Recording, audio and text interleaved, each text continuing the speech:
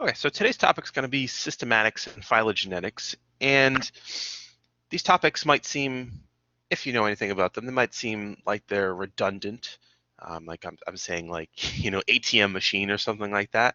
But they do tackle this idea of how to classify things, how to understand evolution relationships in very different mechanisms. Now, as I'm sure you've probably pieced together at this point in your academic career, all organisms share many characteristics, right? The cell theory tells us all organisms are comprised of one or more cells. All organisms have to carry out metabolism, whether it's they're autotrophic, aerotrophic, um, i.e. where they get their carbon from, it doesn't matter. Everything has to perform metabolism in some way, shape, or form. Everything has to transfer energy with ATP, so that's the energy currency of the cell, and everything has to encode hereditary information in DNA, or if you're a virus, you can encode it in RNA. Now, those are things everything shares in common. Now, life has some other characteristics, such as being ordered and evolution, so there are other characteristics, but those are the bare minimum that you need to sort of wrap your head around. Now, as I'm sure you know, there is tremendous diversity of life on this planet. And it ranges from the tiniest viruses and bacteria all the way up to the monstrous whales and sequoia trees and everything in between. And remember, natural selection and evolution as processes paired together as well as independently are the reason why we have such a tremendous diversity of life on this planet. Now, to understand how everything is related, we group organisms based on shared characteristics as well as their underlying DNA or RNA sequences. And this is where systematics and phylogenetics come in. Now, fossil records, as we discuss, are inherently incomplete. Remember, fossilization is a 1 in a million chance, so it's rare. But scientists do rely on other types of evidence to establish the best hypothesis of evolutionary relationships. Now, the way we do this is two ways. So systematics, which is simply the reconstruction and the study of evolutionary relationships, and phylogeny, which is the hypothesis about patterns of relationship among species. And they are inherently different. I know they don't seem all that different, but systematics really aims to get at how do you reconstruct traits to infer evolutionary relationships, where phylogenetics really says, okay, let me mathematically infer what's the best possible relationship or a probable possible relationship between many species. So again, two sides of the same coin, but they're really both trying to draw the same thing at the end of the day. Now, Darwin coined these diagrams branching diagrams, and you can see Darwin's pages here down at the bottom. You can see he had species D, C, and so on and forth, right? He had this branch, right? This branching diagram. And now you should look at that, and as a scientist that has some, some level uh, of knowledge about biology in general, that this is really depicting a phylogenetic tree or a cladogram. And that's what Darwin was getting at. He envisioned that all species were descendant from a single common ancestor. We know that to be true now, but he didn't have this information back in the day. But that's what he hypothesized, and he depicted this as his branching tree diagram, or this phylogeny, right? He pictured that in this branching tree diagram that you had this descent from a common ancestor. This descent with modification led to the diversity of life throughout the planet. And again, the driving force here was our natural selection and evolution as forces. Now, these are just variations of a cladogram, so just a way to depict evolutionary relationships between them. And you'll notice there are three ways to do so. And these three ways to do so depict a gibbon, human, chimp, gorilla, and orangutan. And so these are all, primates, with, chimps and humans being the closest related here. Now, the key to interpreting this cladogram, or any phylogeny for that matter, you have to look at how recently an individual has shared, or individuals, I should say, have shared common ancestors. So in this case, human and chimp, their ancestor is much sooner than, say, human and gorilla, or orangutan and gibbon, or human and gorilla, right?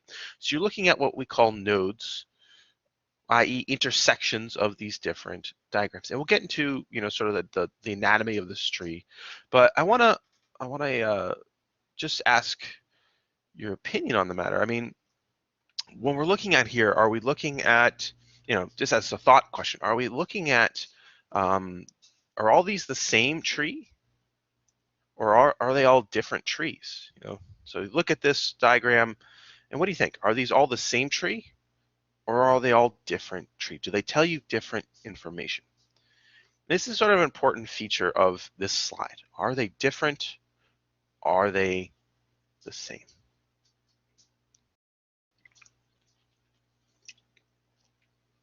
So take a moment, think about it. Are they different? Are they the same?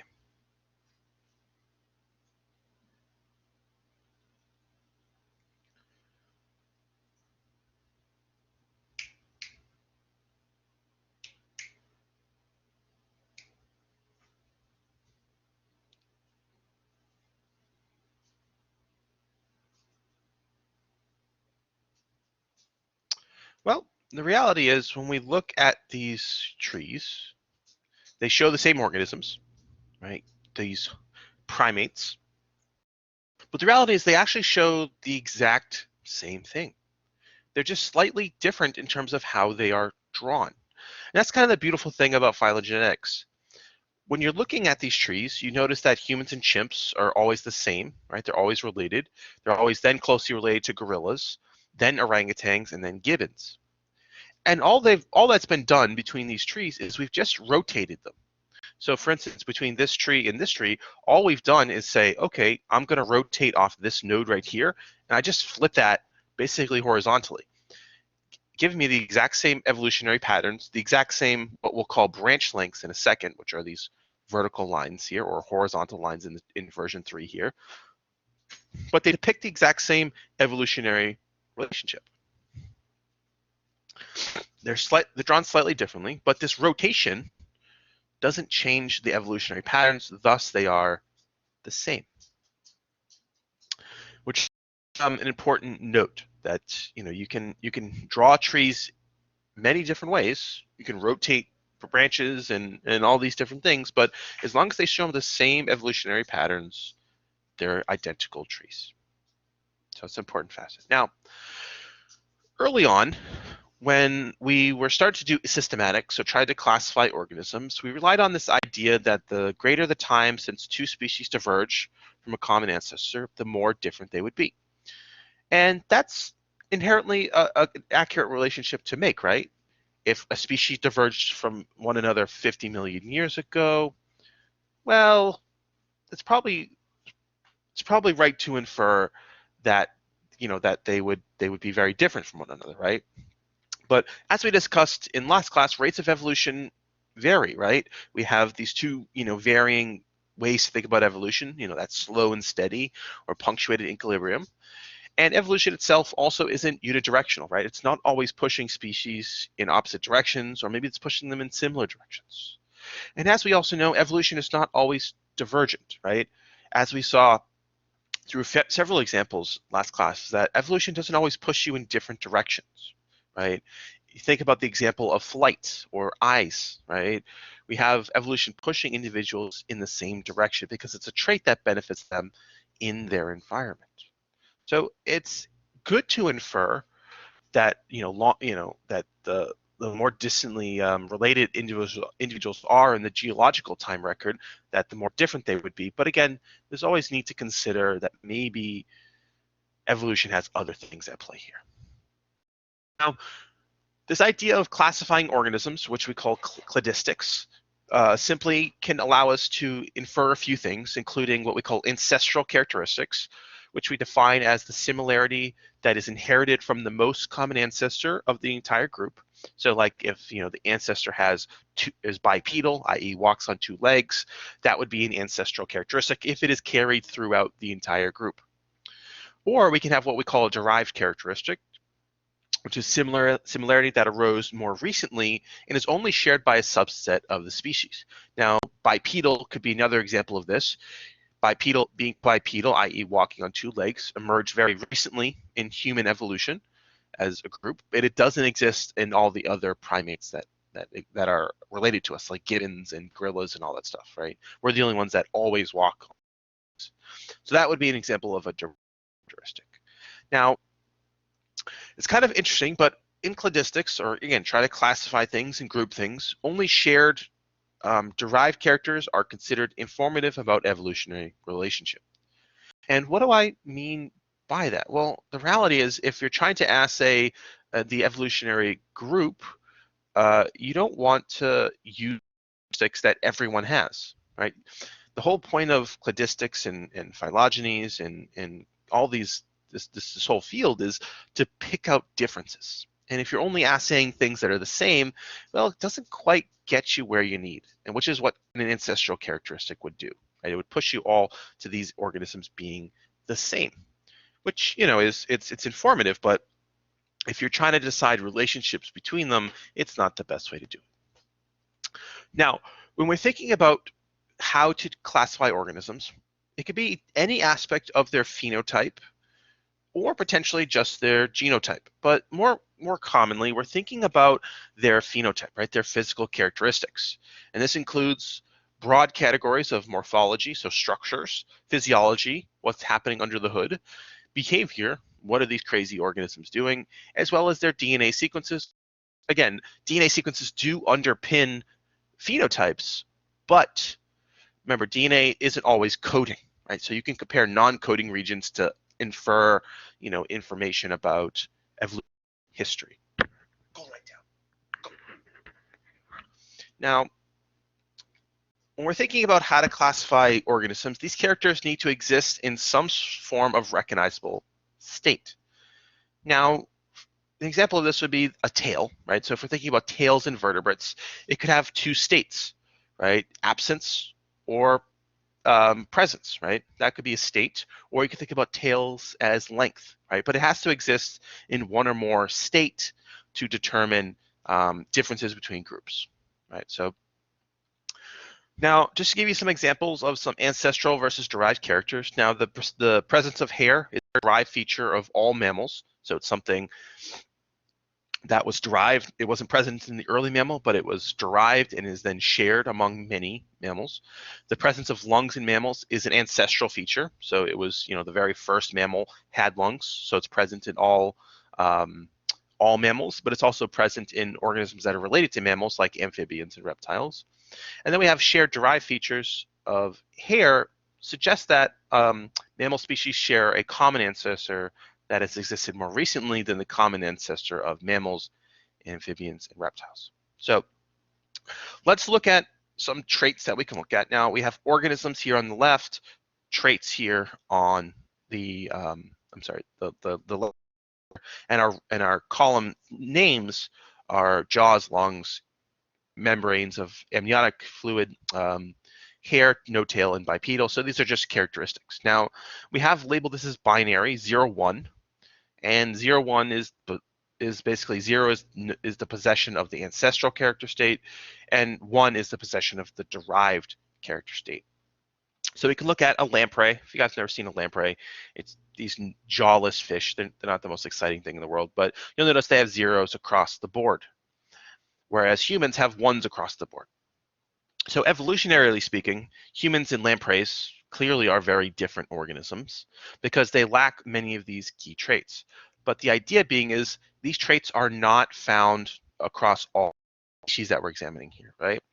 We look at hair, it's only found on gorillas and humans, right? So these are characteristics that are shared among some, but they're still derived, right? They weren't present in the ancestral state. Because if they were present in the ancestral state, we would expect, jaws, for instance, if it was present in the ancestor to all these organisms, well, we would expect all organisms in this tree to have jaws, right?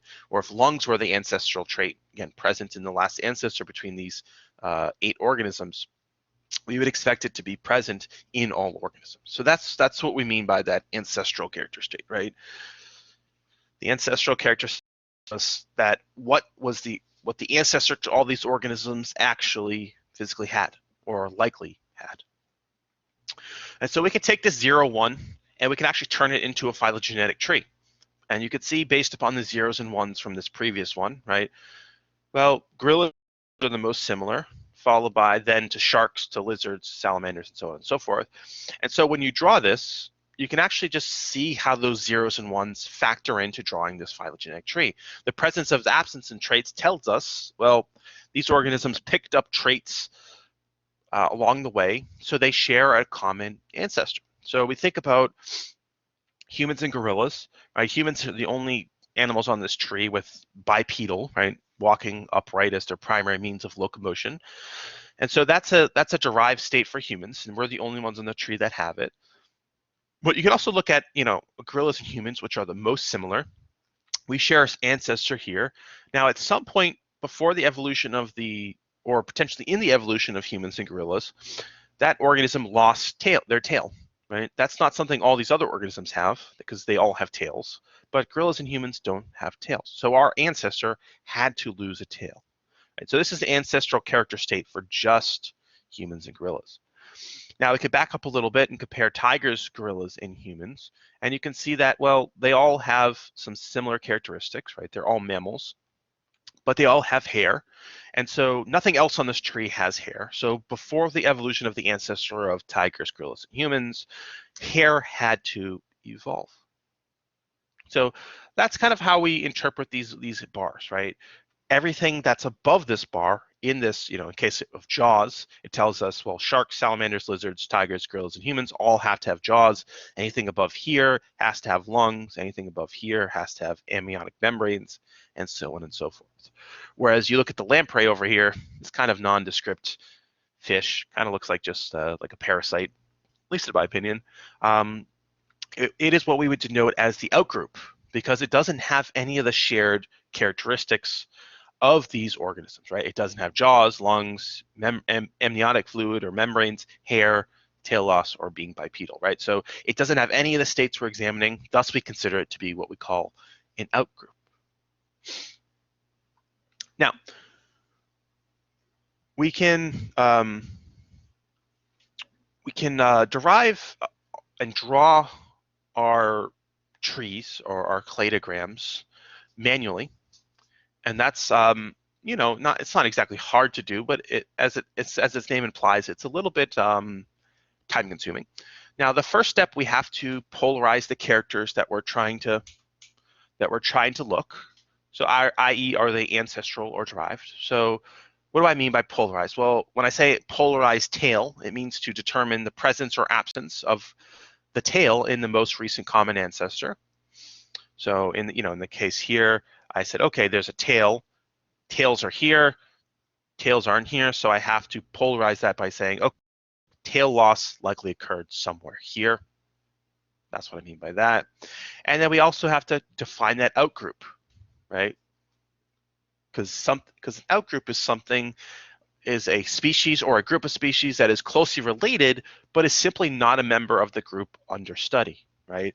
In our case, the lamprey was our outgroup because it's related to all these things. It is. It might not look like it, but it is. Remember, everything is related in some way, shape, or form. But it lacks the characteristics we're trying to study, right? It lacks jaws and lungs and so on and so forth. So that's an important thing. Now, when the group that we're trying to study exhibits multiple character states, and one of those states is exhibited by the outgroup, then that state is ancestral and all other states are derived. Now, let's go back. We can pretend that we can add another trait in here. We could pretend that, well, maybe the presence of eyes is a character we're interested in. Well, all these organisms have eyes, including lampreys.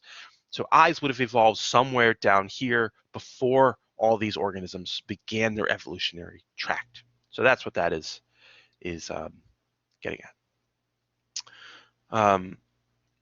Now, let's talk about some anatomy of a tree. The cladogram, which we've been looking at, depicts a hypothesis of evolutionary relationships based upon these traits. Now, a clade as a term, it's kind of in the name cladogram, but clade as a term are species that share a common ancestor as indicated by the possession of shared derived characteristics or characters. We can also think of them and define them as evolutionary units and refer to a common ancestor and all descendants. And we can also add another term to this, we call synapomorphy, which is a derived character shared by clade members. So let's look at a cladogram. So we can define gorillas and humans as a single clade, as in they share characteristics overall, right? There are unique things to each of them, but they share characteristics. They share a common ancestor, right? We know gorillas and humans have some sort of primate common ancestor. Conversely, we could define, well, maybe a clade is larger. Maybe a clade is all organisms that have an amniotic membrane. Excuse me, just one sec.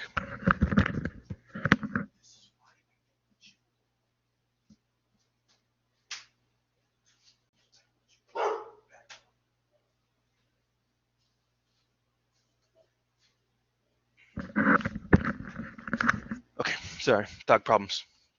So in this case, we could define a clade being larger, i.e. all those with amniotic membranes. Now, within this clade, the characteristic we could think of, i.e.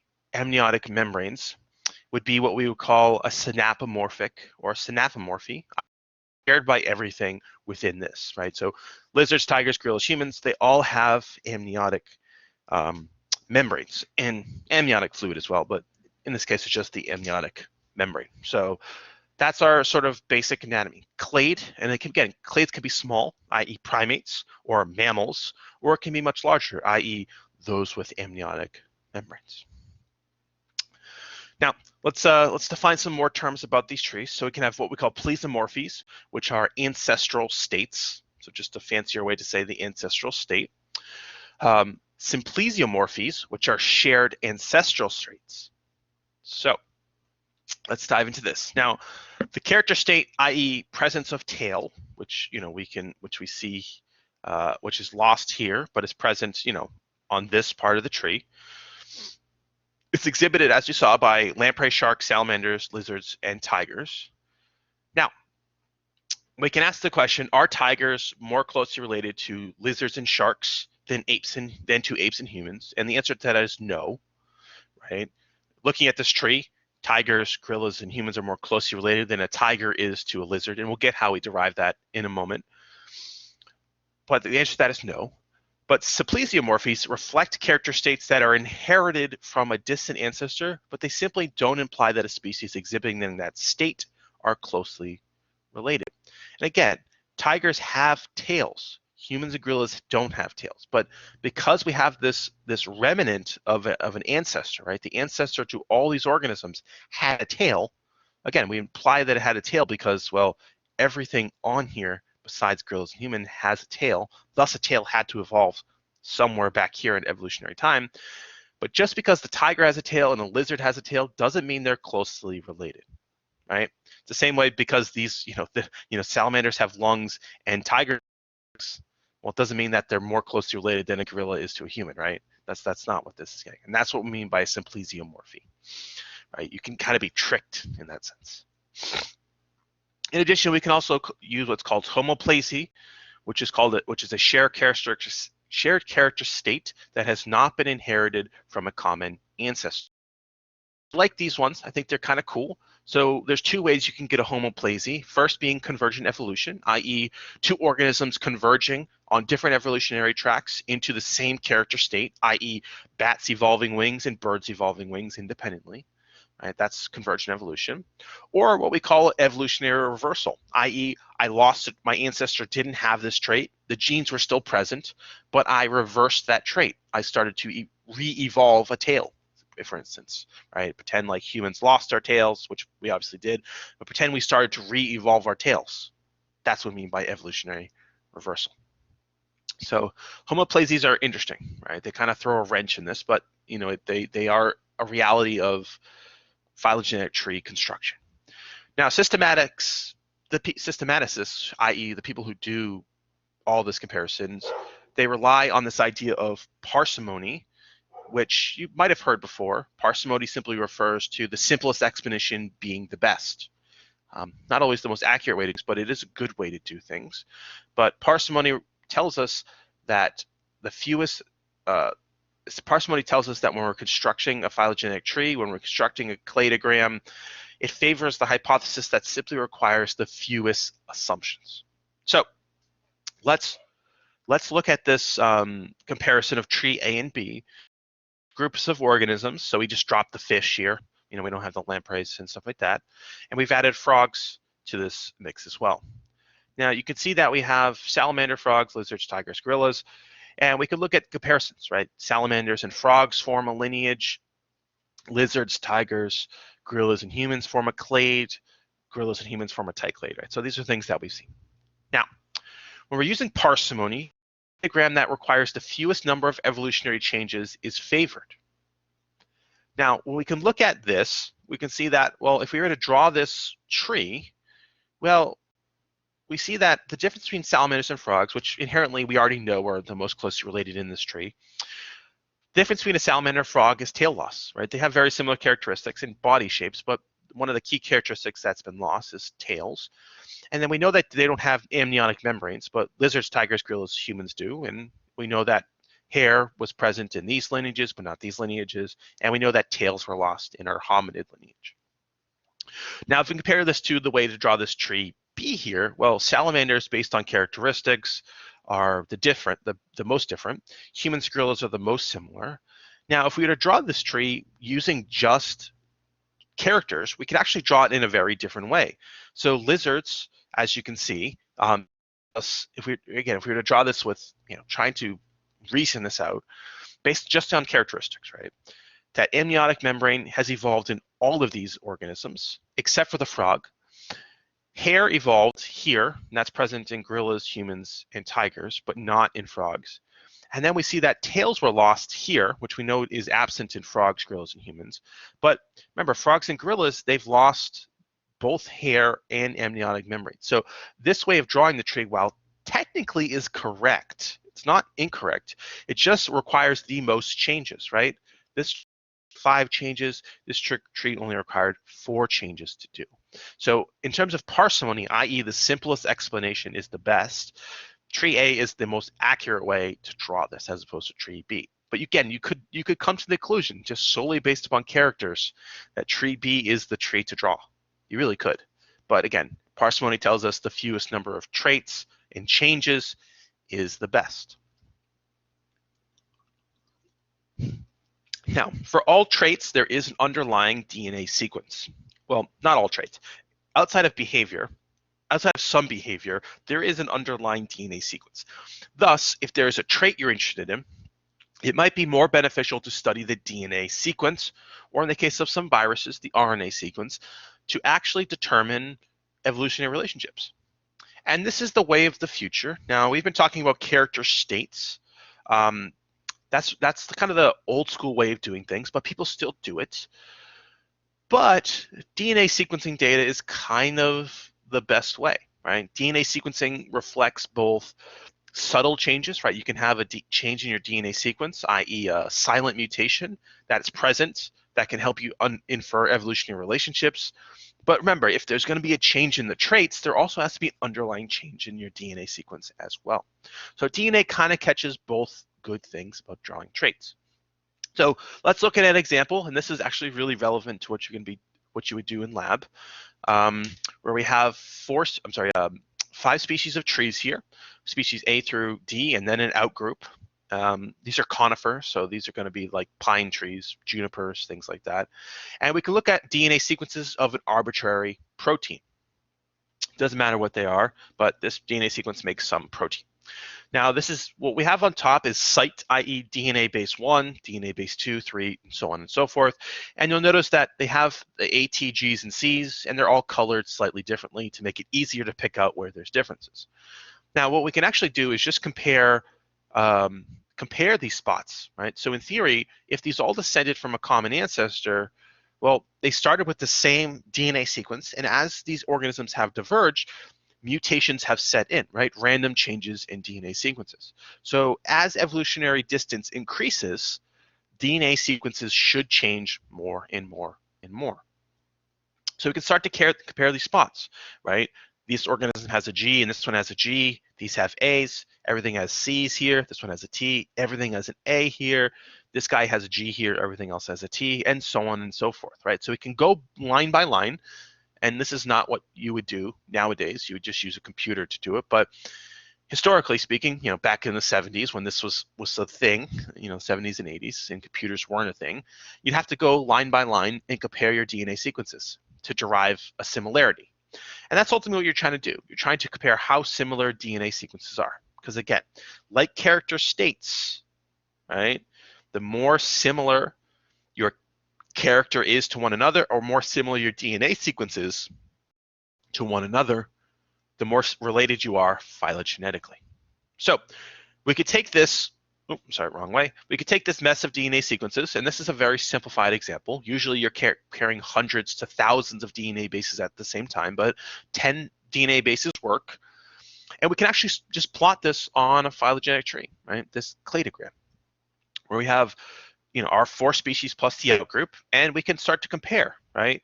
So by looking at the similarity of DNA sequences, we see that species A and species C are the most similar. They form their own clade. Then these 3 form a clade, and then finally all 4 form a big clade that's distinct from our outgroup, this bluish looking pine. And you can see what denotes each species as its own distinct group is, well, at position 8, we change the T to a C. And what does that look like? Well, at position 8, right, T to a C, right? The ancestral state was T, we changed it to a C. Conversely, what makes this group distinct? Well, 1 and 5, we went from A and C to G and A. And again, 1 and 5, A and C to G and A, right? So that's what we're doing, right? Instead of looking at characters, we can just look at DNA sequences and do the exact same thing. Again, not exciting at all, but very informative to try to figure out environment relationships here. Now, let's think. Let's have a thought question here. I think this is a great point to sort of stop and think about which of these 2 techniques is better or more accurate. So, of what we just talked about, is DNA or characters?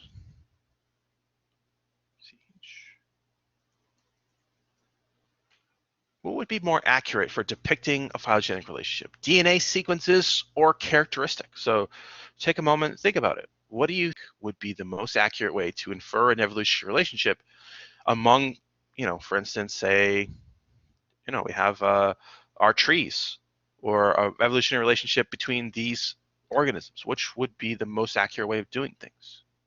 DNA or characters? And it's kind of a difficult question to answer, which is why I think it's a great thought question at this point.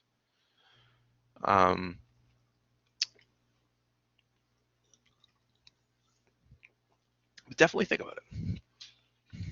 Which is better? Which is more accurate? Play the Jeopardy music. Do do do do do do do do do do do do do. Do do do do do do do do do do do do do. Okay. So I hope your conclusion was DNA is the best method. That would be my inclination for most people. But the reality is they both have ups and downs. Sometimes DNA is significantly better than characteristics. But other times characteristics are significantly better than DNA. So it just depends on the system you're using. It just depends on what question you are trying to answer as well. So there's no good answer to that question. They both can tell you different things about the same system, and both are good for certain things over the others. And the reality is some characters evolve extremely rapidly, and parsimony itself can be misleading. So sometimes things evolutionarily speaking, we evolve very rapidly. If you're trying to construct a cladogram, well, it might be hard to use parsimony to parse out these relationships. Sometimes DNA also has no function. So sometimes you might be looking at a piece of DNA that simply encodes for no function with very high rates of evolution. With very high rates of evolution and lots of new character states popping up as a result of our concept of genetic drift, i.e. just random drift, right, through genetic time, right? And so that's, evolution is not always, again, this easy, simple, straightforward thing. But the other thing about DNA, there's only 4 possible character states. So there's this really high probability when you're comparing DNA that some some organisms might actually evolve the same derived character state at any particular date, at any particular base. So you can imagine, like in this example, where we have the trees, right? Well, maybe this is just random, right? This GG is random, and there's not an actual meaningful phylogenetic relationship between species A and species C here. So it really just, again, there is some caveats here. And again, either way, the best way to answer the question of which is better is actually to kind of use both. Using both methods is the most accurate way to parse out a phylogenetic or cladistic relationship. Now, we could also use statistics to, math, fun stuff that I'm sure everyone loves. But we can use statistics to parse out phylogenetic relationships. Now, with statistics, we start with an assumption about the rate at which characters evolve, and we know some of this information from laboratory-based studies. And what we do is we fit these models to derive the phylogeny that best accords with these assumptions.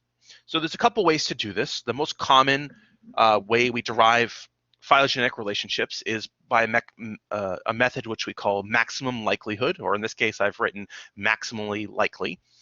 And maximum likelihood simply refers to what's the likelihood that your data fits your tree.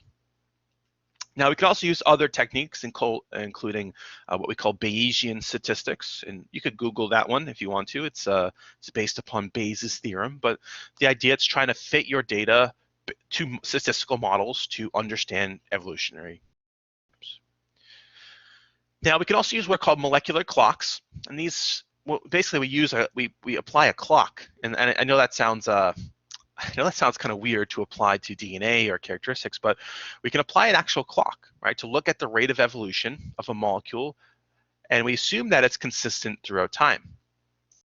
Thus, if we make that assumption by applying a clock that the rate of evolution is consistent through time, the divergence in a DNA sequence can be used to calculate the times at which branching events have occurred. So the idea being, if evolution is a straight line, well, at some point there's going to be, and evolution is consistent along the way on the straight line. Well, if there is a divergence at, say, on this clock, you say it's at 5 minutes, well, you can make the assumption that at that 5-minute point, that's X number of years ago, thus this organism diverged X number of years ago. So that's the idea with this molecular clock. They're not the most accurate things in the world for most organisms, but they can be, depending on how well studied your system is. So that's our phylogenetics. That's kind of the methods that go into it, exciting stuff.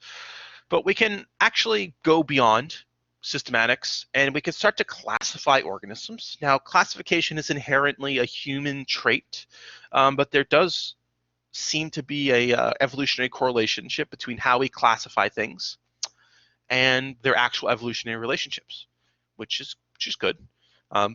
Humans love to classify things. We love to classify ourselves and animals and everything. It's just a human trait, putting things into nicely knit boxes to classify them.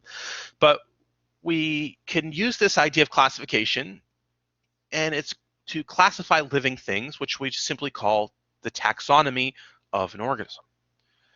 Now, every organism out there, if it has a vitamin associated with it, has a scientific name. And I'm sure you guys know that this scientific name is your genus and species. So if I have a humans, right? If I have humans, our genus is Homo, and our species is sapien. So humans, genus species is Homo sapiens. If you think about dogs, right? Canis lupus. Genus is Canis, species is lupus. So every organism, if you have a physical specimen for it, has a genus and a species. Now, the genus is always capitalized, and the species is always lowercase. So Homo in our case is always capitalized, Sapiens is always lowercase, and both are italicized. And I can't tell you how much, if I was reading something and I didn't see this written this way, it would bother me. It just does. So if you're writing genus species, it always has to have genus capitalized, species lowercase, and they both have to be italicized. No ifs, ands, or buts about that. That's how we know it's a genus and species. Now, genus and species are the lowest levels of classification of taxonomy. But as we back up in this idea of comparing things, we start to go up different levels. Now, the highest level out there is domain, and this is like the domain of bacteria, the domain of archaea, and the domain of eukaryotes. So we have these very broad classifications. Next up is kingdom. Now, there's many different kingdoms out there, but again, it's a very broad classification.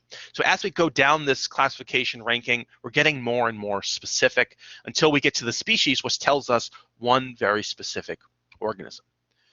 We go to phylum, then class, then order, then family, then genus, then species. Again, as we go down, more and more similar. Very broad, very, very specific, right? Species is one specific thing. Genus is a group of very closely related things. So if we had any human ancestors alive nowadays, we don't, but if we did, they would all have the same genus of Homo, but our species would vary. So for instance, Neanderthals are one of our most closely related species. It's extinct, obviously. It's Homo neanderthalis, or Neander, I don't remember. It's like Neander something, I can't remember, right? Same genus, different species, right? The genus tells us we're very closely related. Species tells us this is humans, this is Neanderthals. And again, as you work your way up, you're getting in broader and broader classifications. So for instance, family of hominids would be like including gibbons and orangutans and gorillas. Moving into orders, we'd start to get things like dogs and cats. Moving into class, we'd start to get things like, like fish and stuff. Moving into phylum, we'd get anything with a spine. And we sort of get less and less similar over time. So it would behoove you to remember this. You can define it as any number names, KPCOFGS. So the one I learned was King Philip came over for good spaghetti. That's what I learned way back in the day. That helps me remember the order. Not that I need help to remember it nowadays, but it helped me back in the day to remember this order. KPCOFGS, with domain being the top hat, essentially. So know it, love it. But let's look at this, right? We can look at well, this is a broad classification. So we have eukarya, which is all eukaryotes, i.e. things with a nucleus. Then the animalia would be the kingdom. It's anything that's an animal. And as you can see, it's got worms. This is a planaria. They're cool. Crabs. It's got salamanders, jellyfish, right? It's got all sorts of weird things. Then we move into the phylum, which is chordata, which is anything that has a spine, right? Chordates are spined organisms.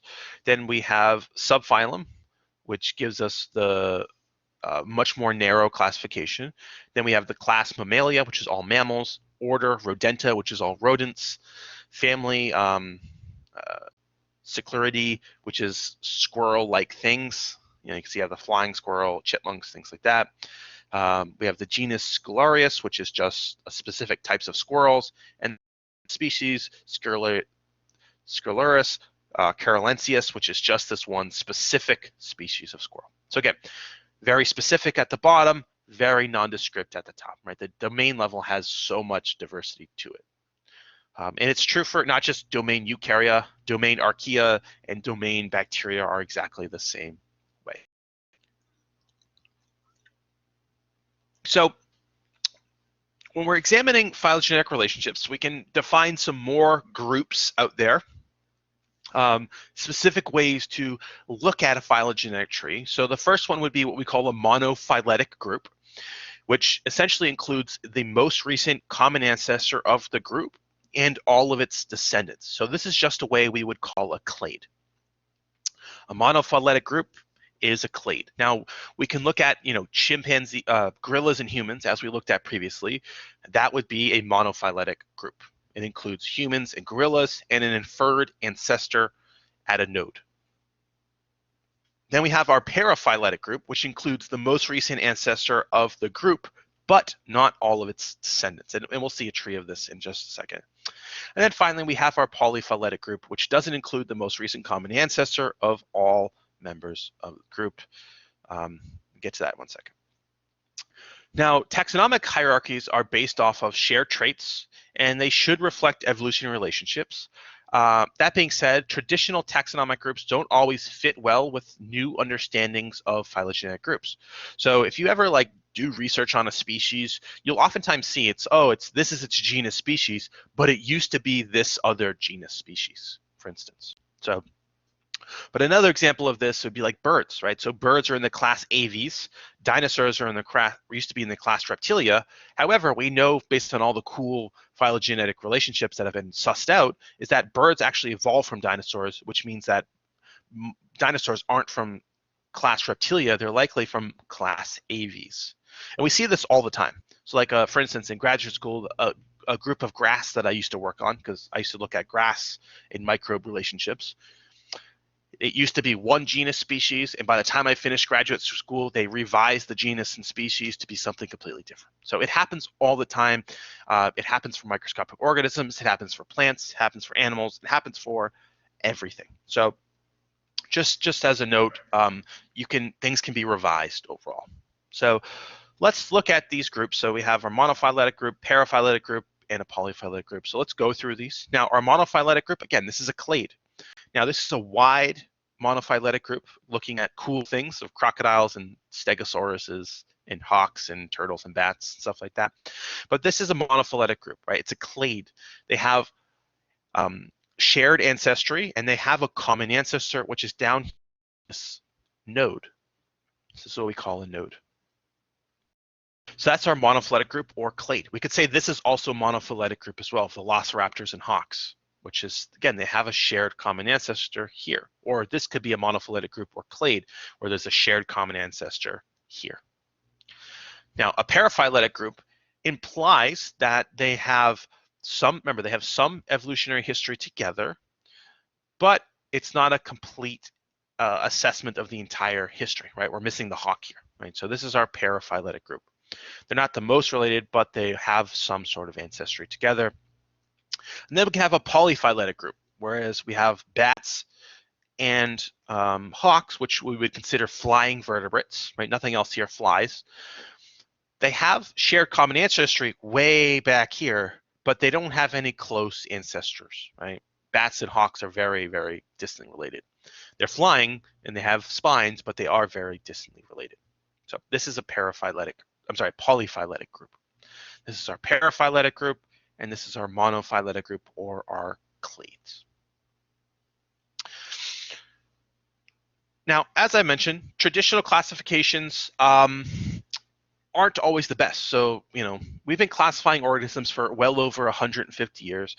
So, historical classifications aren't always the best. Now, the traditional classification of land plants and plants as a whole included two groups that were actually not monophyletic, the green algae and the bryophytes. So historically speaking, we actually thought that green algae were one clade or monophyletic group, and bryophytes, liverworts, horns, and mosses, which we'll talk about later in the semester. We'll talk about all this later in the semester, just as a note. We got two classes and a ton of slides to go over about plants. So we'll get your fill of plants very soon. Historically speaking, we used to group bryophytes as a monophyletic clade, but as you can see, they're not monophyletic, right? They're paraphyletic. Same thing with green algae. They're not monophyletic. They are paraphyletic. Ancestor, but they don't share the most recent common ancestor. So these are paraphyletic groups, which is kind of cool, right? Now, the other thing we can use, and this harks back to what we talked about last week, which is this idea of a species concept. So I'll refresh your memory about the biological species concept, which we talked about last week, which we define species as groups of interbreeding populations that are reproductively isolated. So, humans and gorillas are reproductively isolated species, right? We can't produce viable offspring together. And remember, viable offspring means that those offspring can then go on to produce offspring of their own. Now,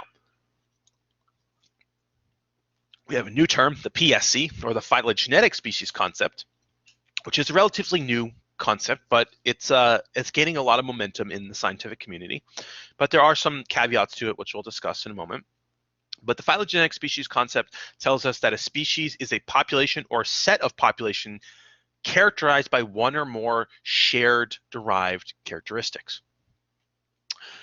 which is which is kind of a lot to think about. But the phylogenetic species concept itself does solve some issues that the biological species concept has, and ones that we discussed last week, but I'll remind you. Now remember, the biological species concept cannot be to allopatric populations, right? i.e. populations living in areas that are distinct. Would they interbreed, right? The phylogenetic species concept kind of throws that out the door. It says, well, let's look at the past to see if they have been separated long enough to develop their own derived characteristics. So, allopatric populations of, say, fish, i.e. living on, two distinct locations in a river, well, they have the potential to interbreed, but has evolution given them enough time to produce brand new characters? In addition, as we discussed, the biological species concept can only be applied to sexual species, right? But the phylogenetic species concept can be applied to both sexual and asexual species. You can apply this to study bacteria. You can apply this to study, asexually reproducing fungi or asexually reproducing eukaryotes. So it does solve some problems, but again, it's new, and so it is still controversial. Right? So people that don't like the phylogenetic species concept, which there are a lot of people that really like it. There's a lot of people that don't like it. But critics still say that it does lead to the recognition of even slightly different populations as distinct species. So this is what we call the paraphily problem. Now we can think of a hypothetical where we have, flower groups A, B, C, and D, and you can see flower group C has a brand new character state. Now, as we saw from basic genetics, right? We know that plants can have variability in traits even within a population. So, what's going on here is that we have this trait. It's yellow flowers. The phylogenetic species concept says, well, here's a brand new character state. This thus should be a new species. But again, it would be like calling Mendel's peas because one has yellow peas and the other has green peas, different species. That's not quite accurate, right? Right? That's just not quite the way of doing it, right? It's not quite right. But that's our two distinct ways of doing this. We can use the phylogenetic species concept to try to classify species, or the biological species concept to classify things into species. But I think the reality is they both have their pluses and minuses, right? In ways that the phylogenetic species concept fails, the biological species concept works really well, and vice versa. So I think you could apply both of these to a scenario to better understand the concept of a species. And again, simply applying the biological species concept, there would be no bacterial species out there. But we all know there are bacterial species. So it's it's a difficult task to say the least. So that wraps up the first part of today's lecture, which is about cladistics and cladograms and all that fun stuff. So let's transition into talking about phylogenetics, which is basically comparative biology, right? Comparing homologous structures, right? Structures that are similar and different between groups of organisms. So homologous structures, and I'll just refresh your memory from our first class, but these are structures that are derived from the same ancestral source, i.e. a dolphin flipper and a horse leg, right? They're homologous, they're different, but they're homologous. So that's homologous structures. And then we also have what we call homoplastic structures, and this is a brand new term for us, but these are essentially essentially like the same side of it's kind of like it's like a completely different penny, right? This is one penny, this is two pennies, right? But the idea is that you have two characteristics that have evolved independently: wings of birds and butterflies, eyes in insects and humans, right? Things that have evolved independently. And phylogenetics can actually help us determine which structure is which. We can use phylogenetics to determine if something's homologous or homoplastic. Now, let's look at an example here. So we can look at parental care in dinosaurs. Um, and it's kind of interesting. Now, parental care, because we thought dinosaurs were reptiles, parental care we thought was an unexpected trait because reptiles don't take care of their offspring. They just kind of leave them to be. But as we discussed previously in this class, dinosaurs aren't reptiles, they're birds. And birds take care of their offspring. So it's kind of an interesting thing, right? So parental care in dinosaurs was initially treated as unexpected. However, examination of phylogenetic of dinosaurs indicates they're actually more closely related to crocodiles and birds, both of which show parental care. Now, parental care in both of these three groups is convergent, but not homologous behavior. So again, parental care, something we thought was not really quite alligators, cup of tea, but we know now it is, at least for most of them. And we know that because these are more closely related to birds and alligators, not standard reptiles like lizards, we know that parental care likely had to been not this homologous behavior, but it has to likely have been this convergent behavior. They all kind of independently evolved themselves. Now, as I mentioned, homoplastic convergence, where similar traits have evolved independently in different clades. Now, there's lots of ways we can examine this, including, saber teeth, saber-like teeth that have evolved in multiple extinct carnivorous animals. Cats have all similar body proportions. It doesn't matter which cat it is; they all have the similar body proportions. Similar predatory lifestyles, sorry, and the idea being is that these are all present across multiple lineages, but they all seem to have likely evolved independently at least multiple times, in this case 4 times. So we can look at this, where we have phylogeny of mammals. Now we can see we have marsupials, monotremes, and placentals, i.e. placental animals. And you'll notice that in marsupials, we have saber-toothed marsupials, we have carnivores in our placentals, and we have creodonts in our also our placentals. And again, we have these traits that are, again, they're homoplastic. They've evolved multiple times in distantly related organisms, right? Marsupials are from placental animals, but they have shared characteristics, right? These teeth, these life cycles, these sizes.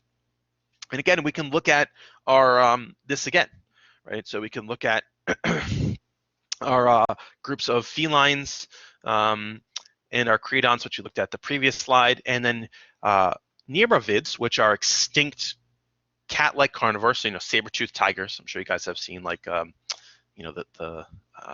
Flintstones, right? Their cat was a saber-tooth, and it's now extinct. But you can see that we have, across multiple lineages, we have these similar structures consistently evolving, right? And again, from an evolutionary perspective, right, these are traits that exist that are beneficial to these groups of organisms, right? For the environment that they're in, these traits are beneficial, thus natural selection selects from them. So it's kind of a cool thing, right? Bats' wings and birds' wings or teeth, right? There's lots of things that can evolve multiple different times because, again, the environment only has so many conditions that can push an organism to evolve.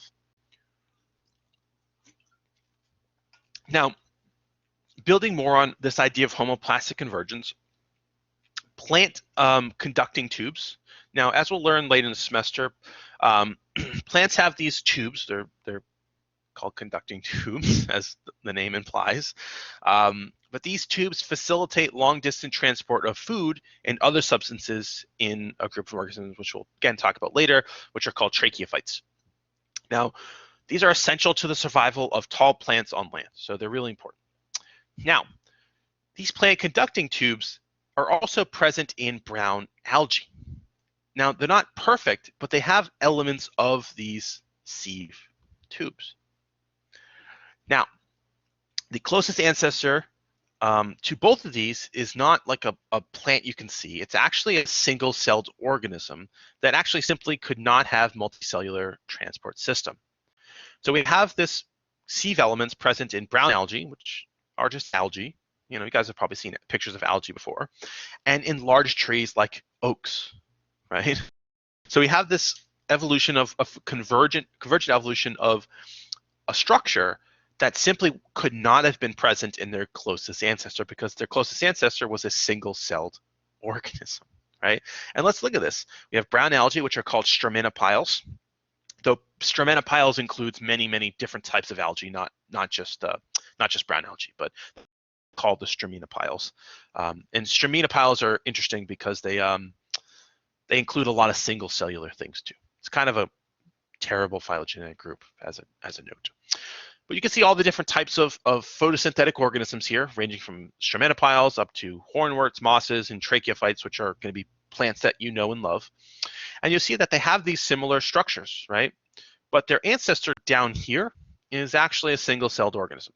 So this is a trait that's evolved not once on this tree, but twice. So we have convergent evolution. Again, evolution acts upon traits. Now the trait might have been present, the trait couldn't have been present here, right? Because this is a single-celled organism. But it's something that evolved along the way in two distinct pathways, right? Here in straminophiles and here in the tracheophytes. So it's kind of a cool.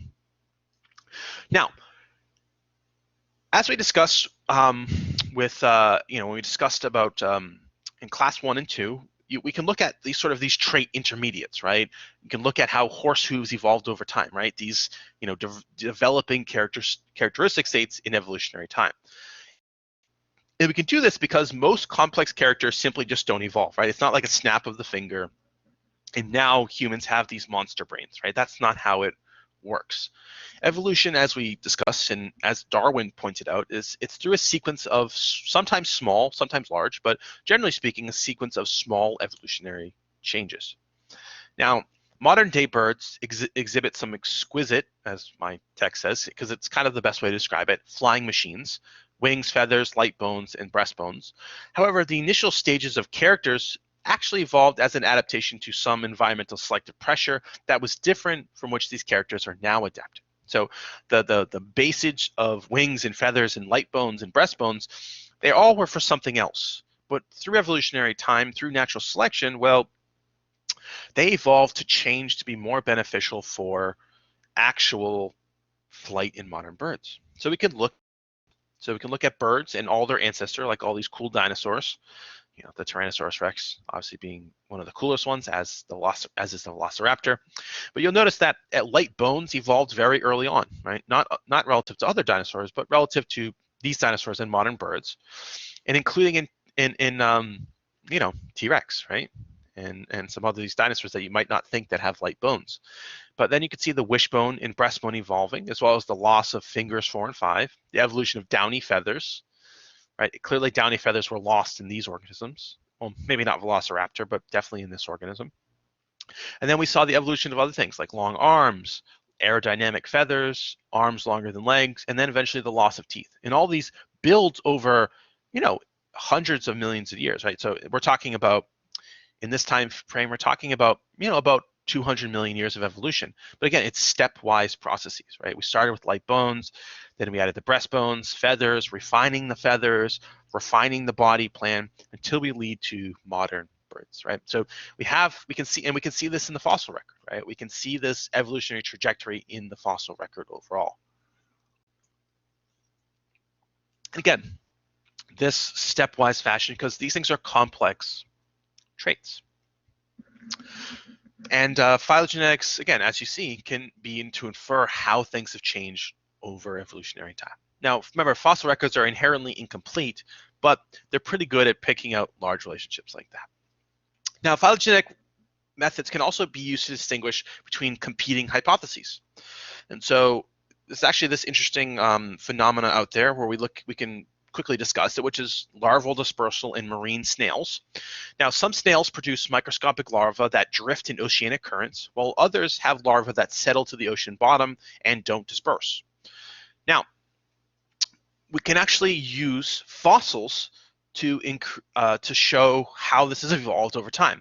So this is the percentage of larvae with non-dispersing, percentage of species with non-dispersing larvae.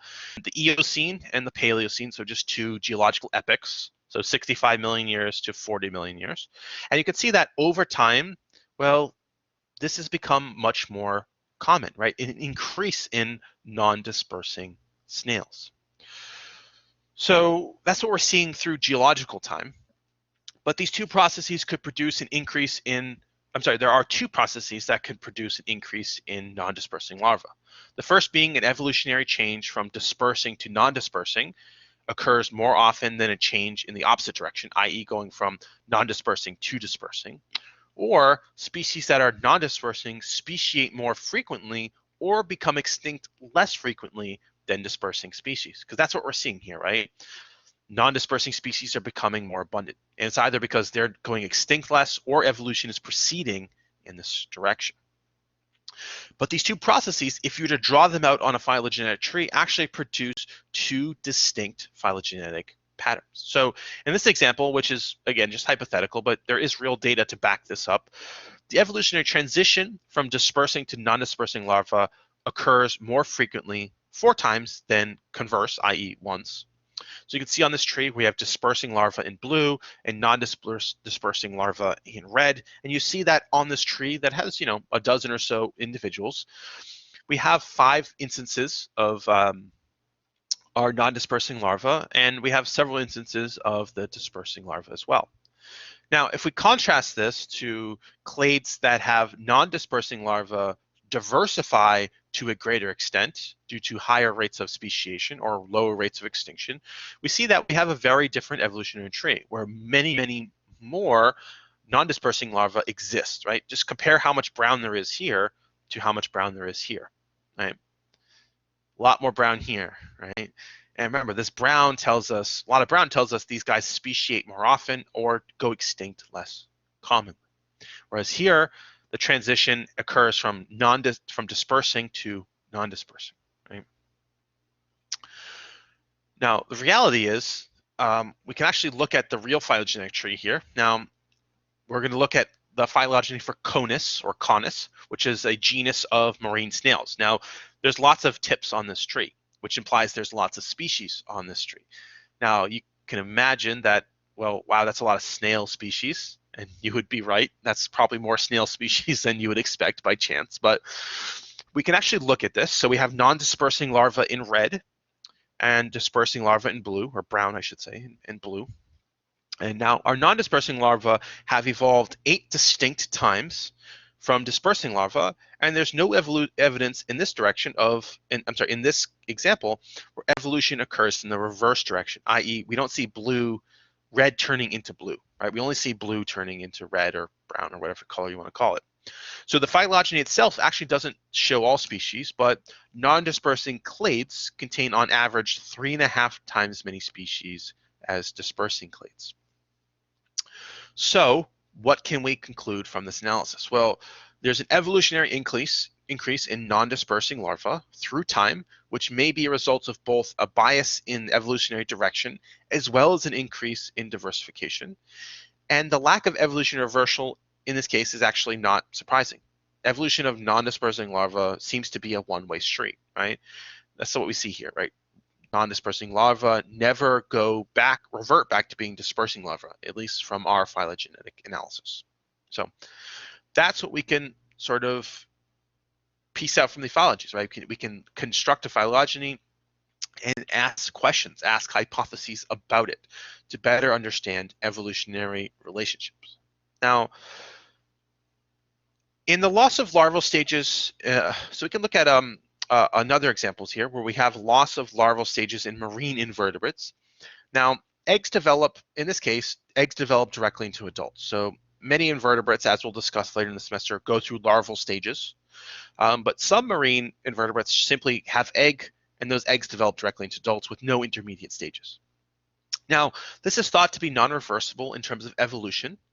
However, marine limpets, which you'll see a picture of in a second, if I'm not mistaken, show direct development has evolved many times. And there are 3 cases where evolution has actually reversed and larval stages have re-evolved. So this is a limpet, again, not the most exciting. But you'll notice this phylogenetic tree where we have direct development in this kind of grayish color, and then we have larval stages in our red color here. Now, you'll notice that there's some interesting patterns here, right? We have this big clade right here where larval stages are here, right, in these 2 species. But the inferred evolutionary relationship here is that the common ancestor to all these down here was direct development, right? Larva to adult. So these organisms re-evolved. Conversely, you can see in this clade right here, well, 2/3 of the clade is larval stage development, but we have an evolutionary event here that's led to direct development. And you can see, again, we have a reversal here, we have an evolutionary change here, evolution here. So it tells us that this evolutionary change of direct development or larval development is both reversible, as we see here, but it's also evolved multiple times. And you can see that here, right? And here, and here, and here, and here, right? It's evolved multiple times across this tree, which is cool, right? Because based upon characteristics, you would group all these guys differently. But when you apply phylogeny, these statistical techniques to understand, well, you start to see that this evolutionary history is much more complex than it seemed at first. Now, if we were to interpret this clade, where we see, again, the reversion from we see the evolution from larval to direct development here and here and here and here and here, right, and here as well. Now, the less parsimonious interpretation of evolution in this clade in light blue, which again is this clade right here, is that rather than 2 evolutionary reversals, there were 6 instances of evolution of development occurred without any evolutionary reversal, which is, kind of goes in what we discussed. Now, against what we discussed earlier, right? When we talked about, drawing these trees, we talked about being the most parsimonious explanation being the most common, right? But in this case, it simply doesn't fit, right? The most parsimonious way to explain this tree would be that direct development evolved once, and that's it. But we see it's evolved 1, 2, 3, 4, 5, 6 distinct times. That's not very parsimonious, but it's the reality of this situation. And phylogenetics helps explain how things evolved, how things are lost. Now, phylogenetics also helps us explain species diversification. And we use phylogenetics to test hypotheses about how species have diversified over time. Now, my favorite example of this is actually beetle diversification. Now, for those of you that don't know, there are 600,000 species of beetles on this planet. There's projected to be about 1.5 million species of beetles on this planet. So they are the most speciose animal on our planet. Just beetles. So things like fireflies and June bugs, just beetles. Or dung beetles, right? Just beetles. This is my favorite group of insects. I love beetles. They're really cool. But again, they are the most speciose group of animals on this planet. Nothing even comes close. The next closest is 300,000 species, and that's actually moths and butterflies. So beetles, if you want to look at life's diversity, you look at beetles. That being said, microbes are way more diverse than beetles, but beetles are the most diverse things you can see with the naked eye. Now, there's a correspondence in beetles between the phylogenetic position and the timing of plant origins. So certain species of beetles evolved only when certain species of plants popped up, which suggests that beetles are remarkably conservative in their diet, i.e. they don't eat a lot of different things. So they would be specialists. Now, there are beetle families that specialize on certain types of plants, which we'll discuss later in the semester, called conifers, but these are like juniper trees and pine trees and stuff like that, that have actually the deepest branches. And beetles that specialize in angiosperms have shorter branches. Now, as an evolutionary note, conifers evolved first. They've been around for 50 million years in that ballpark, whereas angiosperms or flowering plants have been around much more recently, I think about 25 million years. And we'll talk about these later in the semester, but we can just, so we have this phylogeny of beetles. We have the tertiary, Cretaceous, Jurassic, and Triassic period, so we're going back in time here. And this isn't all the beetles, just as a note, this is just some beetle species, but you'll notice that each of these clades has different numbers of beetle species, with this clade over here having the most at 33,000, I'm sorry, the second most at 33,000, and this clade having 41,000 species. So not all the species of beetles here, but still a lot of beetle species, right? And you'll notice that we have beetle species that specialize on conifers. They have the longest branch lengths, i.e. they've been around in terms of evolutionary time. And that's simply because conifers have been around the longest, evolutionarily speaking. We can also see beetles that specialize on angiosperms, i.e. flowering plants, have been around the longest, right? They have the shortest branch. And the most speciose have relatively short branch lengths as well. And then finally, we can see beetles that specialize on cycads, and we'll talk about cycads later, but they're kind of a funky group of species. They're palm-like, not palms, but palm-like species. And you see they have very few species that specialize on. But again, the timing of the evolution corresponds to the timing of these species of plants popping up. So for instance, this group of species corresponds to a single group of plants that have evolved, and the same here, and the same here, and so on and so forth. So beetles pop up based upon when a species that they like has evolved, or the species that they come to specialize have evolved. Now, phylogenetics also helps explain species diversity in other contexts. Now, we can look at look more at beetles. Now, it doesn't phylogenetics of beetles. This doesn't explain the evolution of herbivory, i.e., eating of plant material, but we can see the specialization on angiosperms as a prerequisite for diversification. Because you can see the lineages have the most diversification, i.e., the most species, specialize on angiosperms. So once angiosperms popped up, beetle speciation went crazy. But as you can see from this tree, there's 5 independent locations, right? 1, 2, 3, 4, 5, where angiosperms have popped up and beetles species numbers went crazy. And so, which is kind of cool, right? When a new lineage of angiosperms pops up, a new group of beetles also pop up. And that group of beetles is significantly more speciose than those specializing on conifers or cycads or any other species of plant for that matter. So it's kind of cool, right?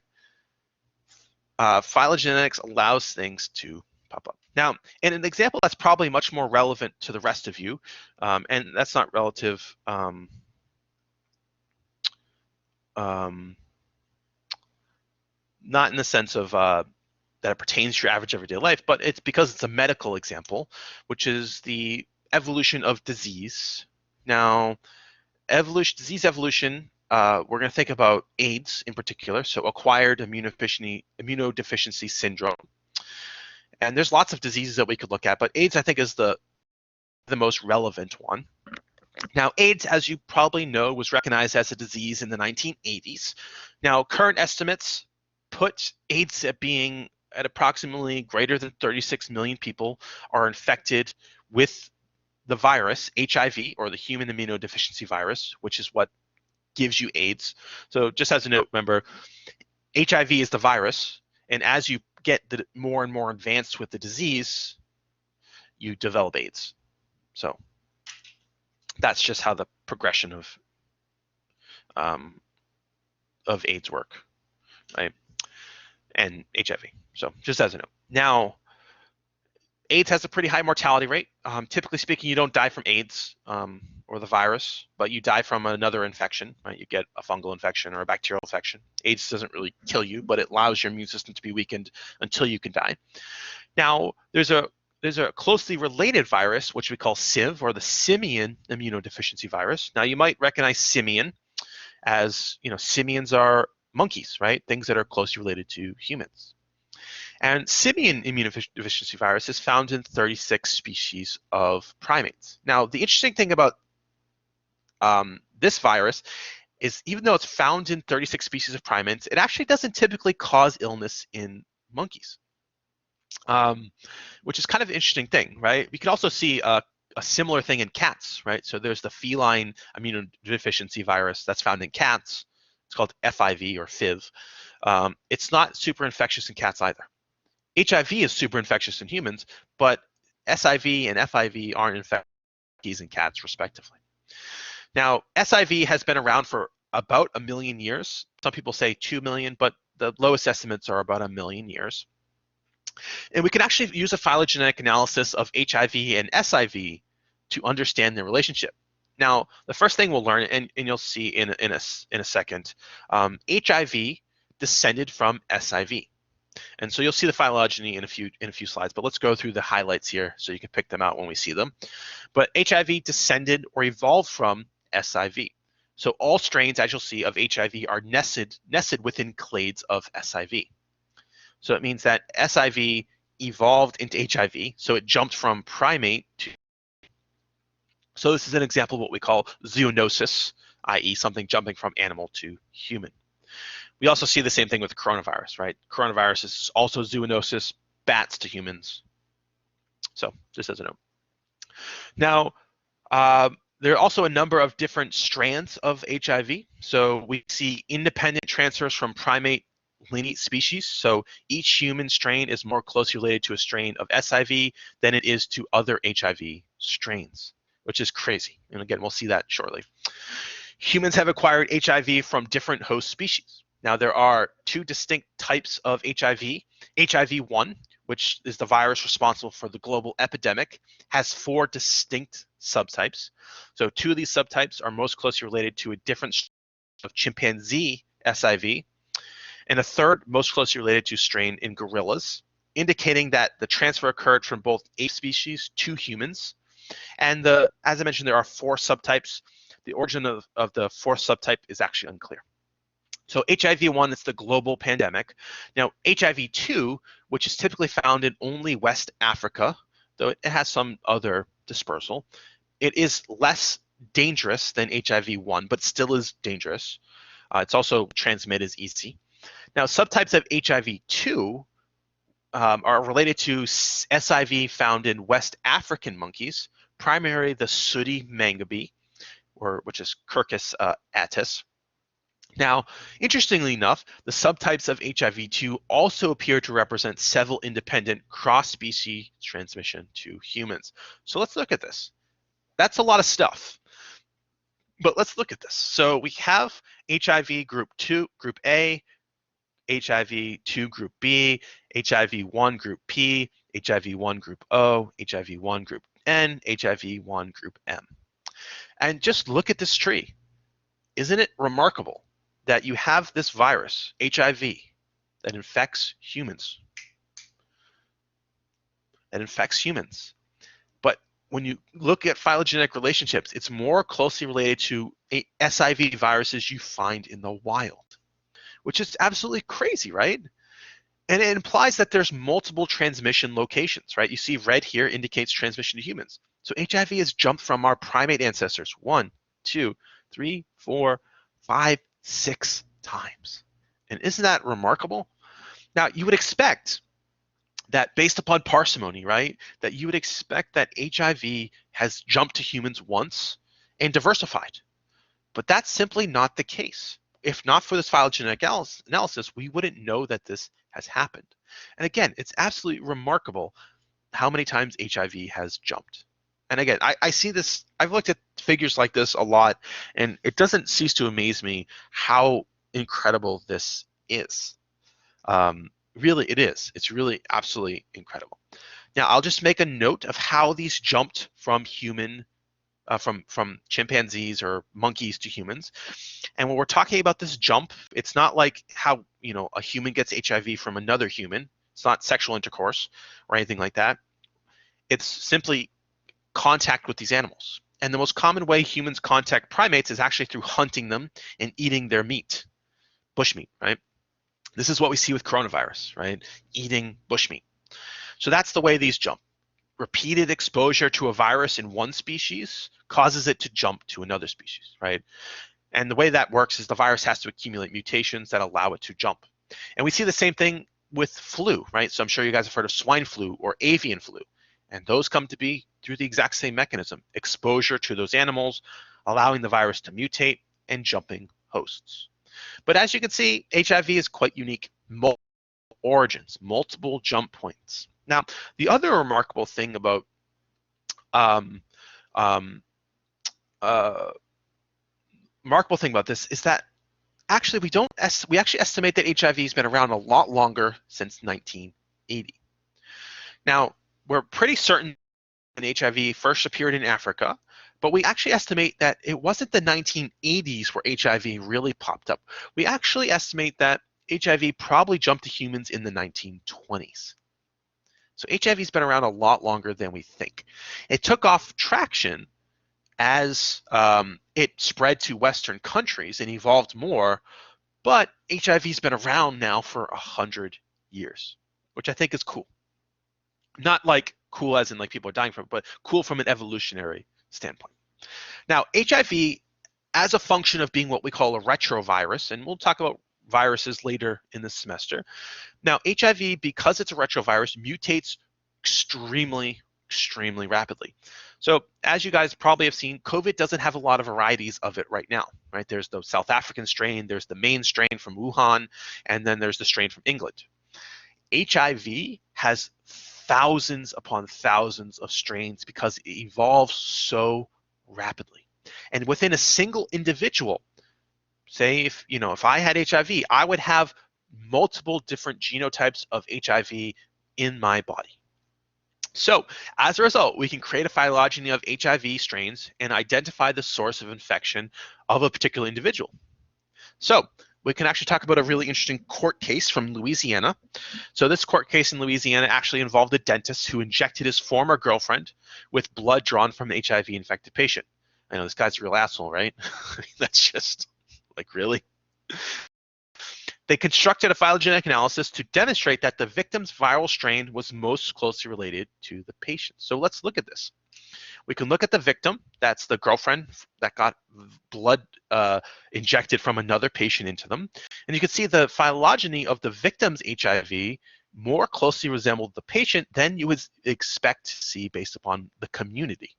So it tells us that the victim got its HIV from the patient. And if the victim never had sexual intercourse or shared needles with the patient, well, the only way that can explain this is by the victim getting injected with this patient's blood by the jackass of a dentist.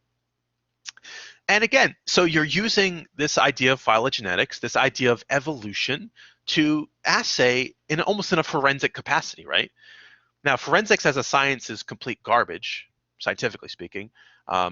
However, in this case, it can actually be used in a forensic application. Actually, let me take it. It's not complete garbage, but it's not exactly the sound group of science. So just as a note. So if you see CSI, it's not the most sound science out there, just as a note. But the other thing that's remarkable is look at the diversity of HIV genotypes within this victim. She has 2. This patient has almost 10, right?